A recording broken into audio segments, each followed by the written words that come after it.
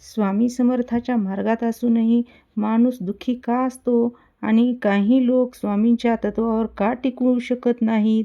तर याचा पूर्णतः व्हिडिओ, याची माहिती आपण या व्हिडिओमध्ये पाहणार आहोत. त्यासाठी व्हिडिओ शेवटपर्यंत नक्की ऐका. जय जय स्वामी समर्थ. अक्कलकोट स्वामी महाराज की जय. अक्कलकोट स्वामी महाराज हे केवळ एक संत नव्हे, तर ते एक चालते बोलते ब्रह्म होते.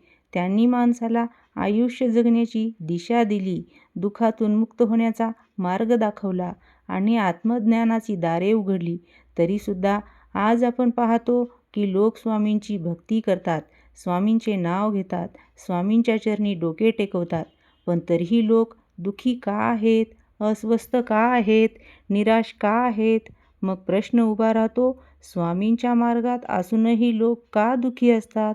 आणि दुसरा मोठा प्रश्न म्हणजे, हा लोक स्वामी समर्थाच्या तत्वावर टिकू का शकत नाहीत? तर या सर्व प्रश्नांची उत्तरे आज आपण खोलात जाऊन समजून घेणार आहोत. त्यासाठी व्हिडिओ तुम्ही शेवटपर्यंत नक्की ऐका. स्वामी समर्थांचा मार्ग नेमका आहे तरी काय? स्वामी समर्थांचा मार्ग म्हणजे सत्याचा मार्ग आहे, संयमाचा मार्ग आहे, त्यागाचा मार्ग आहे, आत्मज्ञानाचा मार्ग आहे.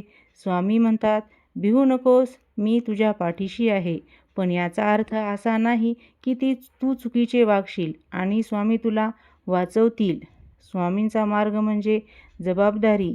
स्वामींचा मार्ग म्हणजे स्वतःला बदलणे. लोक स्वामींच्या मार्गात असूनही दुःखी का असतात? भक्ती आहे पण श्रद्धा नाही. आज बहुतेक लोक म्हणतात, मी स्वामीचा भक्त आहे, पण भक्ती आणि श्रद्धा यात फरक आहे. भक्ती म्हणजे दिवा लावणे, उदबत्ती लावणे, जप करणे. श्रद्धा म्हणजे स्वामीवर पूर्ण विश्वास ठेवणे. लोक पूजा करतात पण मनात शंका ठेवतात. स्वामींवर विश्वास ठेवत नाहीत तर अपेक्षा ठेवतात. जिथे अपेक्षा असते तिथे दुःख असते. स्वामींना बदलायला सांगतात, स्वतःला नाही. लोक म्हणतात, स्वामी माझं दुःख काढ, स्वामी माझी समस्या सोडव, स्वामी मला सुख दे. पण कोणीही म्हणत नाही, स्वामी मला बदल, स्वामी माझ्या वासनावर नियंत्रण दे, स्वामी माझा अहंकार काढ. स्वामी म्हणतात, मी मार्ग दाखवतो, चालायला तुलाच आहे. स्वामींचा मार्ग सोपा नाही, तो कठीण आहे. स्वामींचा मार्ग म्हणजे खोटं न बोलणे, कुणाचं वाईट न करणे, लोभ, मोह, मत्सर सोडणे, अहंकार टाळणे. पण आजचा माणूस म्हणतो, स्वामी मला सुख द्या, पण माझ्या सवयी बदलायला सांगू नका. म्हणूनच लोक टिकत नाहीत. लोक म्हणतात, स्वामी असूनही माझं वाईट होतंय, कारण लोक कर्म सिद्धांत विसरतात. स्वामी समर्थ कर्मावर विश्वास ठेवतात.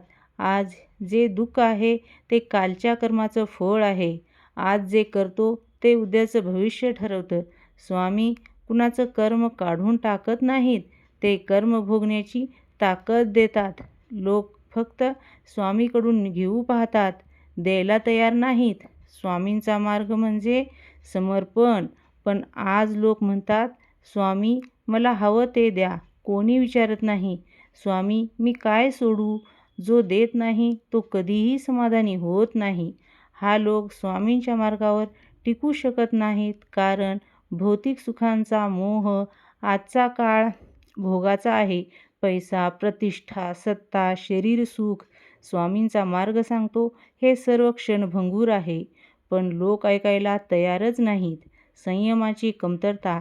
स्वामींच्या मार्गावर संयम खूप महत्त्वाचा आहे. पण आज लगेचच परिणाम हवा, लगेचच सुख हवं, लगेचच चमत्कार हवा. स्वामी चमत्कार नाही, परिवर्तन देतात. अहंकार, मी करतो, माझ्यामुळे, माझं, हा अहंकार स्वामीच्या मार्गात सर्वात मोठा अडथळा आहे. स्वामी म्हणतात, करता मी आहे, तू फक्त निमित्त आहेस. स्वामींच्या मार्गावर टिकायचं असेल तर काय करावं? अपेक्षा सोडा, समर्पण शिका, स्वामीकडे मागणं कमी करा, स्वामीवर विश्वास वाढवा, स्वतःकडे पाहायला शिका.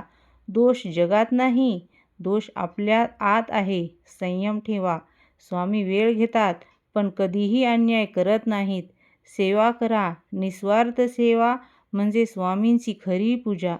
स्वामी समर्थ काय सांगतात? स्वामी म्हणतात, दुःख आपलं म्हणून रडू नकोस, ते तुला घडवायला आलं आहे. सुखामागे धावशील तर दुःख येईल, पण माझ्या मागे चालशील तर दोन्ही दूर जातील. स्वामी समर्थांचा मार्ग सोपा नाही, पण तो खरा आहे. लोक स्वामींच्या मार्गात असूनही दुःखी असतात, कारण ते मार्गावर चालत नाहीत, फक्त उभे असतात. जो चालतो तोच बदलतो, जो बदलतो तोच मुक्त होतो. जय जय स्वामी समर्थ. स्वामीवर विश्वास ठेवा, पण त्याचबरोबर स्वतःवर काम करा, कारण स्वामी बदल घडवतात, पण सुरुवात आपल्यालाच करावी लागते. सर्वांना श्री स्वामी समर्थ. जय जय स्वामी समर्थ.